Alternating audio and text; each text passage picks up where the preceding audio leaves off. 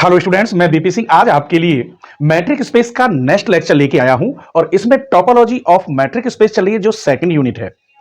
और इसमें मैं आज बताऊंगा आपको ओपन सेट के ऊपर दो वेरी वेरी इंपॉर्टेंट थ्योरम, एक कलेक्शन ऑफ यूनियन की, एक कलेक्शन ऑफ इंटरसेक्शन की।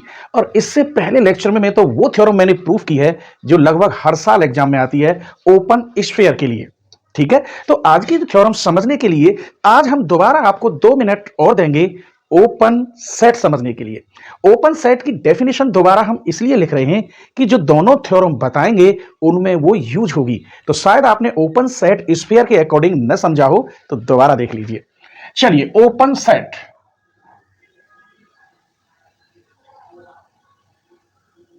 Late X D be a metric space, X D be a metric space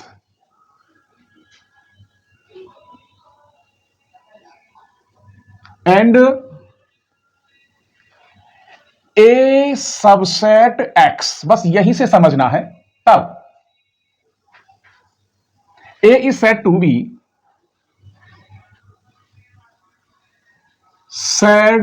B open set काय में? इन एक्स में। कब कहलाएगा? If there exist an open sphere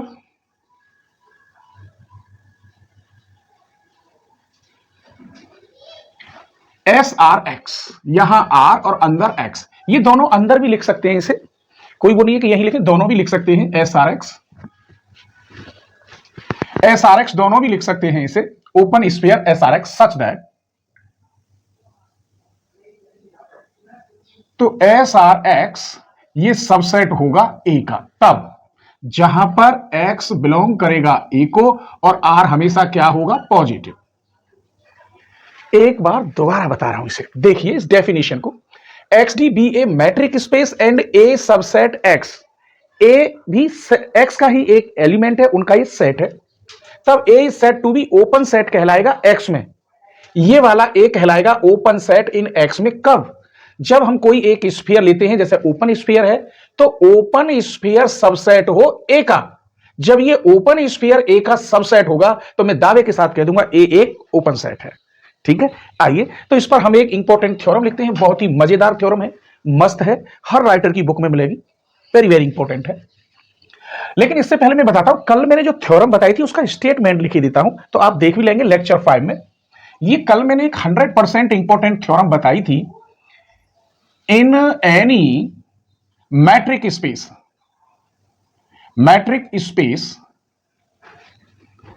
every open sphere is an open set. तो ये lecture 5 में मैं बता चुका हूं आपको, 100% इंपॉर्टेंट थ्योरम है। अगर ओपन की जगह पर क्लोज्ड कर दिया जाए, in any matric space every closed sphere is a close set, ये लेक्चर 7 में बताऊंगा, क्योंकि लेक्चर 6 में तो आज हो जाएंगे, तो लेक्चर 7 में। और दोनों में से एक थ्योरम हर साल आती है, या तो ओपन स्फीयर के लिए आ जाए या क्लोज्ड स्फीयर के लिए आ जाए। ठीक है, वेरी वेरी इंपॉर्टेंट है। चलिए, तो आज जो थ्योरम हम बता रहे हैं वो कौन सी है, लिख दे। चलिए, आज की जो थ्योरम है, in any matric space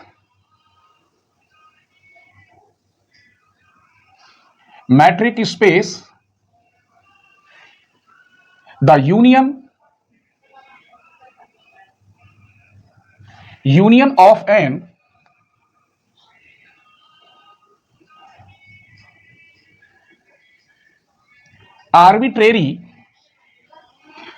of an arbitrary collection of open sets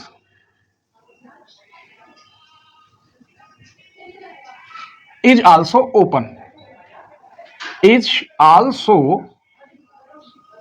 open set proof। अब यहां कलेक्शन वाली बात आ गई और यूनियन, यहां G1 union G2 union G3, ऐसे तो मुझे बहुत टाइम लगेगा। क्यों ना उसके कलेक्शन को किसी एक सिंबल से डिनोट किया जाए। सपोज करो मैं लेता हूं G1 G2 की जगह पे GK और K बिलोंग कर देता हूं किसी एक सिंबल से जो यूनियन को रिप्रेजेंट करेगा, तो हमारी थ्योरम थोड़ी सिंपल हो जाएगी और नहीं वैसे तो काफी बड़ी हो जाएगी। चलिए proof, let XD be a metric space, XD be a metric space, let XD be a metric space, let, अब मान लीजिए collection, let GK such that K belongs to A। इसको मैंने A का नाम दिया है, हर टीचर अलग अलग बोलते हैं, बस इसे कट मत करना, नहीं बिल्कुल A हो जाएगा और A इसमें आता ही है, तो हम इसे अलग से ले रहे हैं।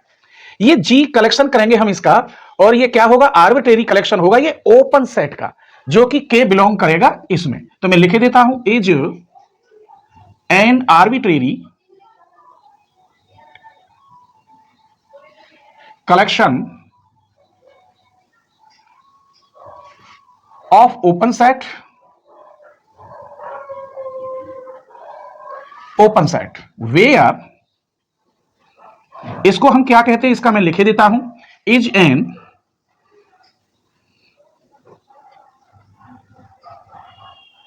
Arbitrary set. अब इस थ्योरम में यह कहा था metric is the union of an arbitrary collection, तो वो मैंने जी के मान लिया और ये ओपन सेट है, लेकिन इनका भी कोई एक सेट बने, वो भी ओपन होना चाहिए, ये प्रूफ करना है। क्लियर? आइए, तो मैंने ये जी के मान लिया, मैं G1 union G2 union G3, फिर उन सब के सेट को मैं एक G से रिप्रेजेंट करता, तो वो यही G से रिप्रेजेंट कर लेंगे। चलिए मान लीजिए इस सब को हम लेट G से रिप्रेजेंट कर रहे हैं और ये यूनियन है, इन सब का union GK such that K belongs to A।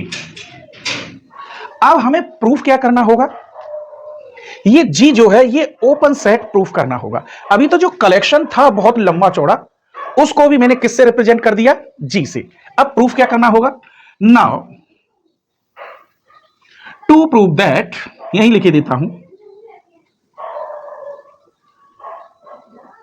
To prove that G is a open set, ये मुझे प्रूफ करना होगा। तो प्रूफ कैसे करूं, कोई एक एलिमेंट मानता हूं G में, और G ऑलरेडी सबसेट है GK का, तो वो X GK में होगा। अब G X belongs to G और X बिलोंग्स टू GK, तो ये एक दूसरे के सबसेट हो जाते हैं। फिर हम उठाएंगे ओपन सेट वाली डेफिनेशन और उससे हम सिद्ध करके दिखा देंगे। देखिए मजा आ रहा हो तो लाइक कर दीजिए, अपने फ्रेंडों को शेयर जरूर करना, और आप किसी और की भी वीडियो देख ले, दिमाग खराब हो जाएगा। और वास्तव में ये बुक ही ऐसी है क्योंकि डीपली आप पढ़ते नहीं हैं, और मैं कितना ही डीपली समझाऊं, जब तक आप डेफिनेशन वगैरह, open set, close set, neighbourhood, एथरनेट, डेरिव्ड सेट ये ढंग से नहीं पते होंगे इनके, तो गड़बड़ हो जाएगी। चलिए वैसे मैं पूरी कोशिश करता हूं एक एक पॉइंट बताने की। तो कहां तक पहुंच गए, ये मुझे प्रूफ करना है। तो मान लें, चलिए कोई एक एलिमेंट X मान लेते हैं।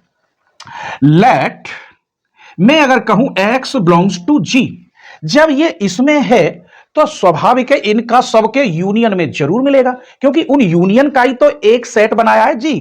तो 100% X belongs to GK। K में बार बार नहीं लिख रहा, आप लिख लेना वैसे, जहां पर K बिलोंग्स टू A।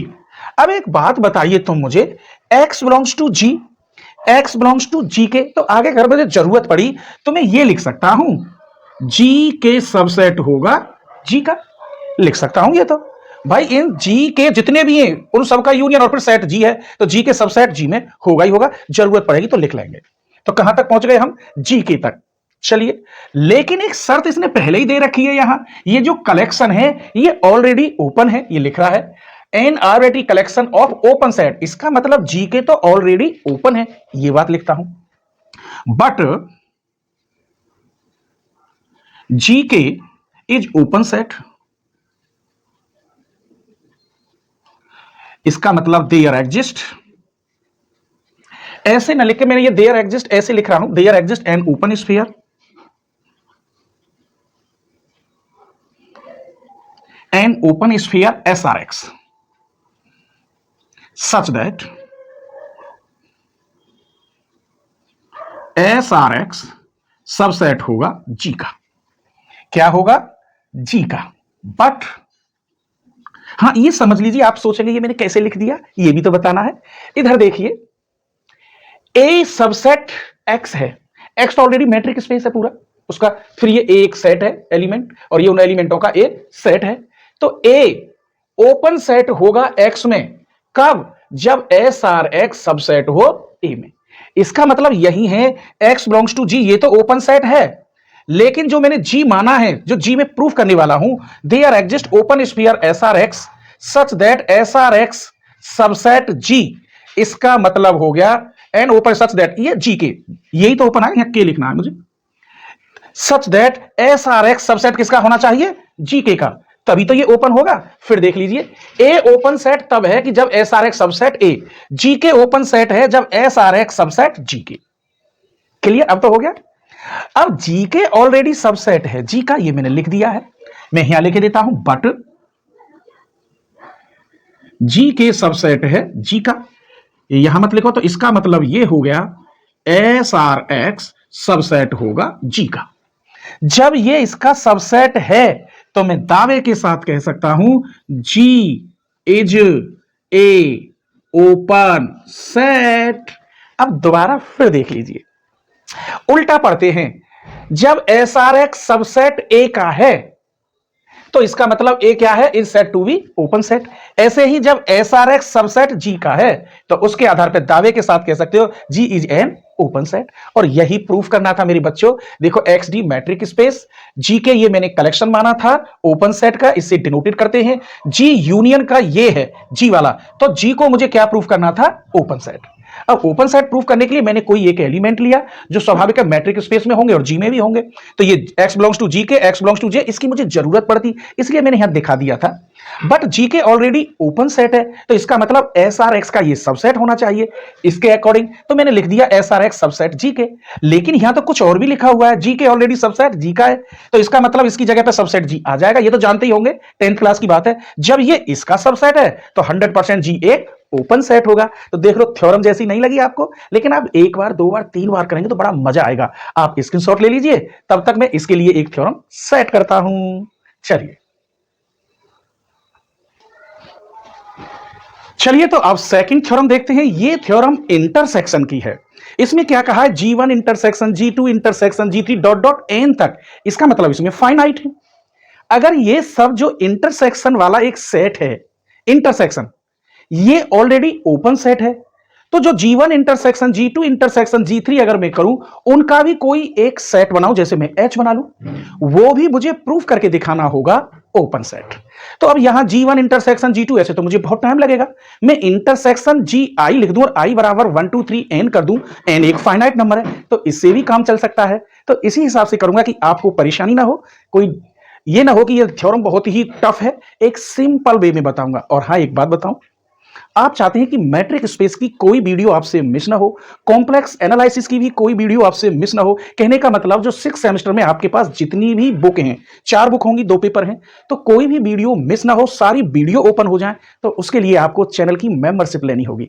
और चैनल की मेंबरशिप लेने से बहुत बेनिफिट मिलेगा। वास्तव में आपके पास अगर एग्जाम से 5 दिन पहले भी अगर मेंबरशिप ले ली तो भी आपके पैसे वसूल हो जाएंगे। सपोज करिए आपने एग्जाम से 5 दिन पहले 10 वीडियो मेरी ऐसी देख ली जो आप न देख पाते क्योंकि वो केवल मेंबर्स के लिए थी, और 10 वीडियो में से अगर 5 थ्योरम भी फंस गई तो बल्ले बल्ले है। क्योंकि मैं हर मेंबर्स के लिए सोच समझकर वीडियो देता हूं कि उसने मुझे दक्षिणा दी, चाहे भले ही थोड़ी दक्षिणा है, लेकिन उसने दक्षिणा दी है तो उसको मैं भरपूर आनंद दूं। इसीलिए आप चैनल के डिस्क्रिप्शन में जाएं, ज्वाइन पर क्लिक करें, वहां लेवल बने हुए हैं, तो फुल कोर्स वीडियो वाला लेवल ले 399 रुपए वाला, 399 की जगह पे आप 400 रुपए जमा करें, 1 रुपया ज्यादा, तो 399 रुपए वाला लेवल लेंगे तो पूरे 30 दिन के लिए आपको वो वैलिड रहेगा। और 30 दिन में तो आप बहुत कुछ कर सकते हैं। आप कॉम्प्लेक्स भी कर सकते हैं, आप मैट्रिक स्पेस कर सकते हैं, आप ग्रुप थ्योरी, रिंग थ्योरी कर सकते हैं, मतलब इसकी ऑपरेशन रिसर्च कर सकते हैं, या न्यूमेरिकल एनालिसिस, सब कुछ खुल जाएगा। आप कुछ भी देख सकते हैं, कोई वीडियो मिस नहीं होगी आपसे, सारी वीडियो ओपन हो जाएंगी। और हाँ, कुछ स्टूडेंट कहते हैं सर वीडियो नहीं आ रही, वीडियो डेली आती है, लेकिन जो वीडियो मेंबर्स के लिए जाती हैं उनका नोटिफिकेशन आपके पास नहीं पहुंचता, क्योंकि वो केवल मेंबर्स के लिए जाती हैं और वो 100% इंपॉर्टेंट है। तो प्लीज चैनल की मेंबरशिप ले लीजिए। और अगर आपको ये देखना है कि इस यूट्यूबर की भी और इसकी सबकी देखें, तो आप कभी नोट्स नहीं बना पाएंगे, कुछ भी नहीं कर पाएंगे। एक ही यूट्यूबर के पूरी बुक लें, एक तरफ से प्लेलिस्ट देखें, वास्तव में आपको बुक खरीदने की कोई आवश्यकता नहीं होगी। चलिए, तो ये जो थ्योरम मैंने लिख दिया है उसे देखते हैं। Theorem, in any matric space the intersection of a finite number of open set is also open. जो हम फाइनाइट नंबर ले रहे हैं इंटरसेक्शन में, G1 G2 या G1 intersection G2 intersection G3, इनका भी मैं एक सेट बना लूं तो वो सेट भी मुझे प्रूफ करके दिखाना होगा ओपन। बस इतनी सी कहानी है। चलिए आइए लिखते हैं तो इसका प्रूफ। Let XD be a metric space, metric space and, यही लिख देता हूं, and let GI such that I equal 1 2 3 dot dot n is a finite collection, finite collection of open subset X।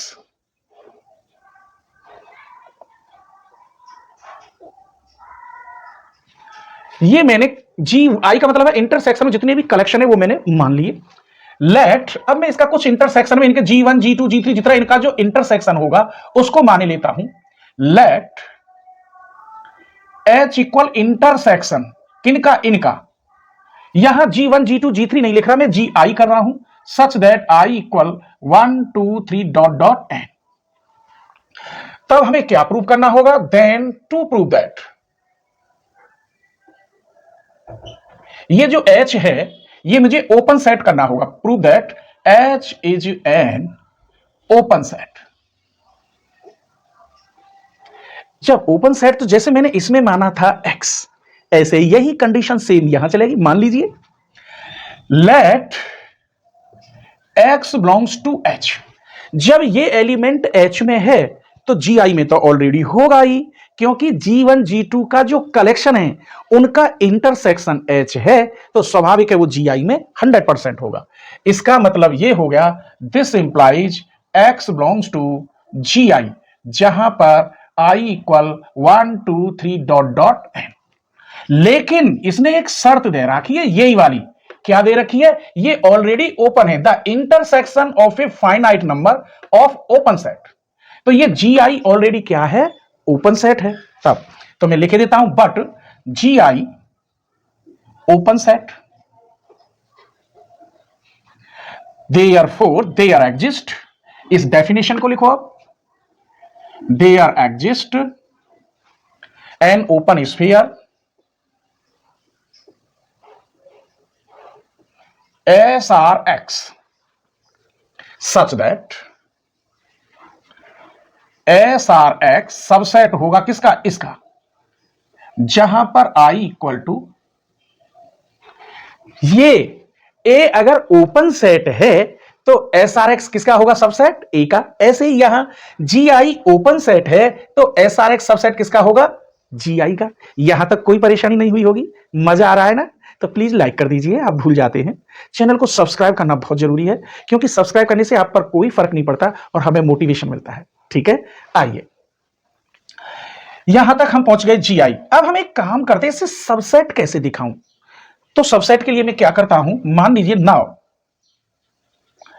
Late में R इक्वल, ये जो R है ये वाला, ये कहता हूं मिनिमम होगा किसमें, R1 R2 R3 dot dot Rn, n तक है तो मैंने n लिख दिया।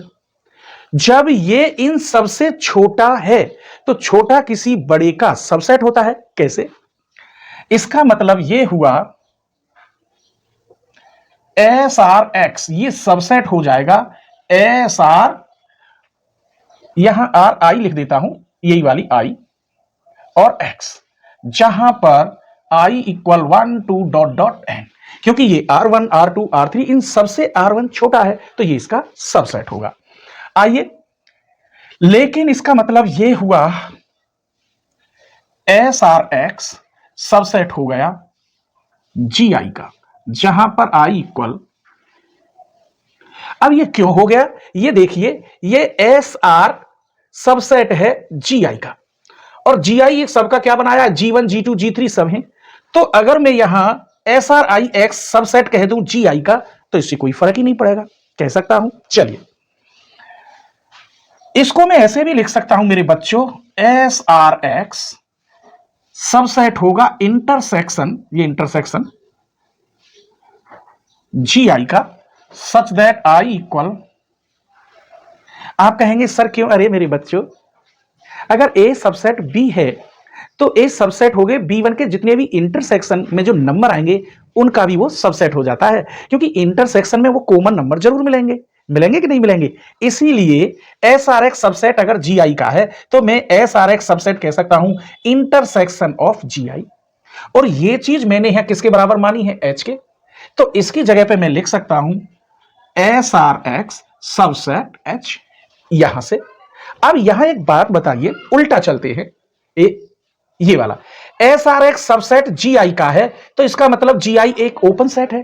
अब यहां S R X subset H का है तो इसका मतलब ये हो गया H is a open set. तो ये थ्योरम 2 आपको कैसी लगी, मैंने पूरी कोशिश करी है एक एक पॉइंट समझाने की। उसके बाद अगर कोई भी प्रॉब्लम हो तो प्लीज कमेंट करना, अगली वीडियो आप किस टॉपिक पर चाहते हैं वो भी जरूर बताना। और हाँ, अपने फ्रेंडों को जरूर शेयर करना। आपने एक फ्रेंड को मेरी वीडियो शेयर कर दी तो समझूंगा आपने मुझे दक्षिणा दे दी। चलिए आप इसका स्क्रीनशॉट ले लीजिए।